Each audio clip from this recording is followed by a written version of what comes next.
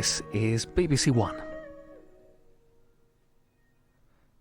Now a budget response by the Shadow Chancellor of the Exchequer, George Osborne, MP. There are two things you ask after a budget.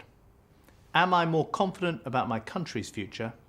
And am I more confident about my family's future too? And so I ask you, who this evening feels more confident after this week's budget? Who believes that their family is going to be better off, or that our country is back on the right track? Tragically, almost no one. No one believes that the government have a real plan to deal with the real problems that Britain faces. As Shadow Chancellor, let me tell you what I believe. I believe in accountability, responsibility, and honesty about the problems this country faces. But what do we get instead from Gordon Brown? From the man who promised you for more than a decade that he'd personally ended boom and bust. He's giving you more pain, more borrowing, and above all, more taxes for years to come to pay for the mistakes of a decade of debt. And by the way, those taxes announced in the budget don't just hit the rich, as Labour would like you to think. These are tax rises on the many, not just the few. It's all there, buried in the small print of the budget, that they don't want you to read and don't want you to know. Well, if you earn more than £20,000 a year, you're going to be paying more tax on your income under Labour. If you drive a car, you'll be paying more tax too. Why should people be overtaxed to pay for Labour's overspending? Why should you have to pay for their mistakes? We used to think that Labour had changed, and for a while perhaps they did. That's why many of you watching tonight voted for them, and I respect and understand that. But now you can see that this Labour government, like the old Labour governments of the past, have let you down badly on the economy. And once again, you are the ones who have to pay the price for their economic incompetence. I believe that there is another way. We could as a country do things differently.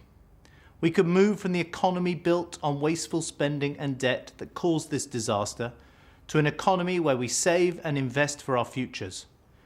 We should stand up together and say no more. No more wasteful spending, no more broken government programmes. That's what David Cameron and the Conservatives would do. Do you know the first thing I would have done if I had given that budget yesterday? I would have apologised to the British people for the damage that has been done to the economy and to their quality of life. And then I would have started dealing with the wasteful spending right away, so we deal with the debt crisis and do our best to escape the worst of Labour's tax rises, like that tax rise on everyone earning over £20,000. And that's what we will do next year if you give us the chance to be your government.